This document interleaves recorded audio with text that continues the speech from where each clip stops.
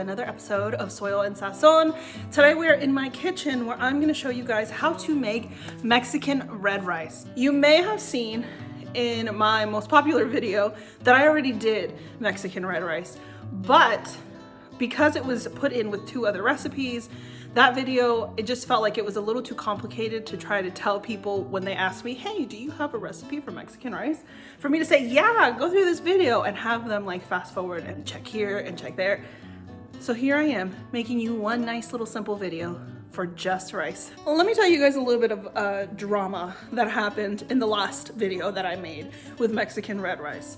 I had somebody blowing up the comments, whether it was a comment that they put themselves or they were finding other people's comments and just going at it because they felt that my rice was not authentic Mexican red rice. It became a whole thing that was so bad I had to block them because they wouldn't let it go because their grandma makes it different. Guys, if your mom, your grandma, your tia, whoever it is, makes it differently, it's because she's making it according to your tastes, to the things that your family likes, and also according to the region that she grew up in. Don't come at me, because I bite back. To start this recipe, I'm gonna take half of an onion. I'm gonna give this a small dice.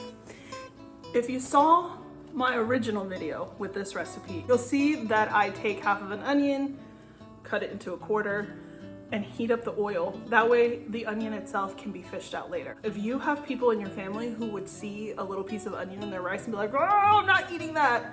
I get it, some people don't like it. Then cutting it into a quarter and heating it up in the oil and cooking it and then taking it out later when the rice is done is a great option. Same with the garlic. For this one though, we're going to small dice this and then mince up the garlic.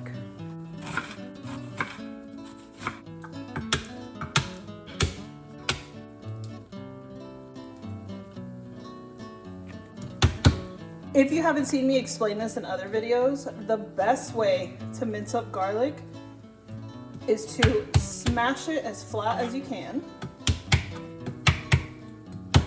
Might need to give that thing multiple whacks. And then go and run your knife through.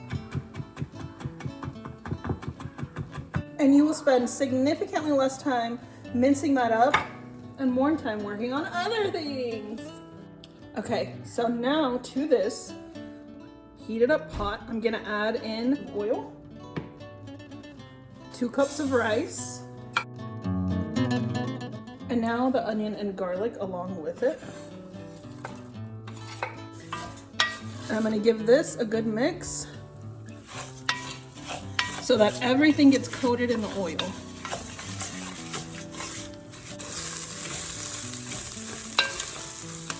So I'm letting this cook until I notice that it starts to have a nice color. You want to toast the rice because that gives this a completely different flavor than if you just added the rice right in and then just cooked everything right away. It'll still be delicious. It just won't have this flavor that you're like, why is this different? This toasting is why. So you can, I don't know if you guys can tell, but you can start to see some of the color change where you've got like regular rice and then you have like that deep white rice. So it goes from opaque to like actually white. That means it's starting to make those changes and you'll eventually start to see toasting. So just keep moving this around. That way your onions don't burn, nothing sticks to the bottom, your rice doesn't burn, and you're just getting a nice little toast on it.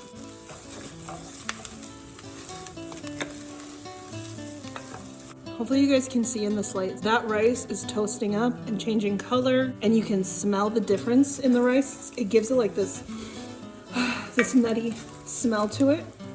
So at this point, I'm gonna add in the next ingredient. And this time, I'm gonna use canned tomato sauce.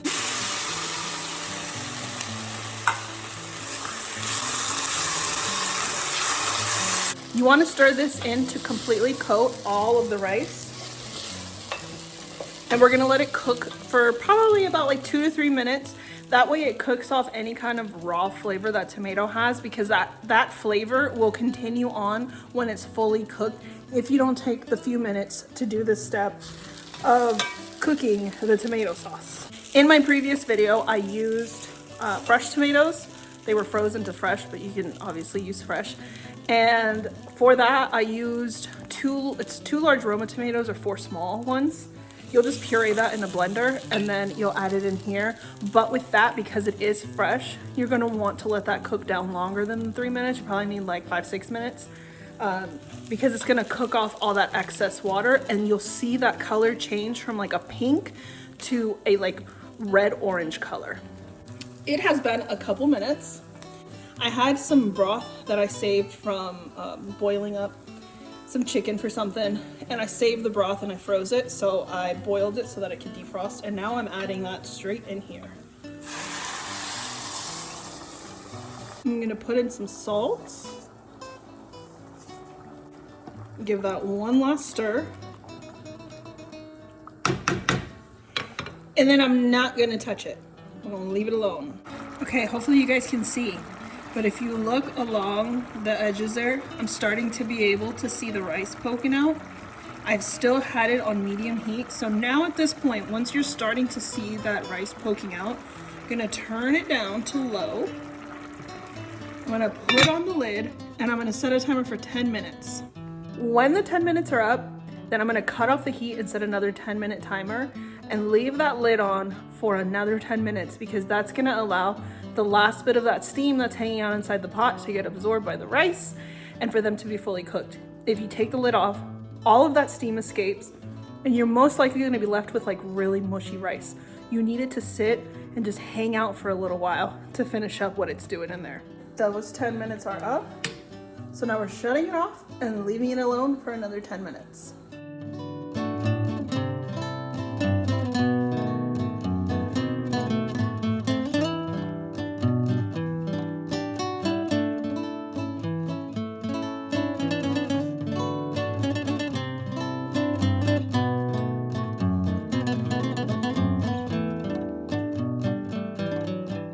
And it's done.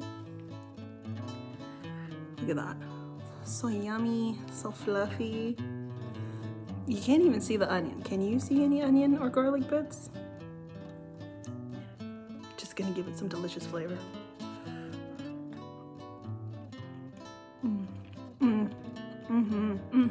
Let me tell you guys, water is perfectly fine if you don't have any kind of stock.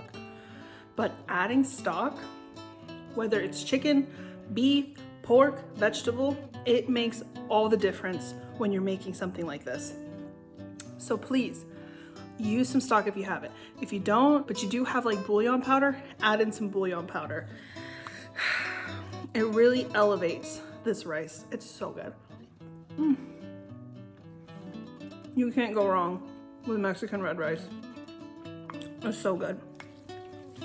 That is it for today's video. I hope you guys enjoyed. If you did, please give it a thumbs up. And if you haven't already, I hope that you're willing to hit that subscribe button. Stick around with me for a while on my journey to becoming a homesteader and teaching you how to make Mexican food from scratch. I'll see you in the next one.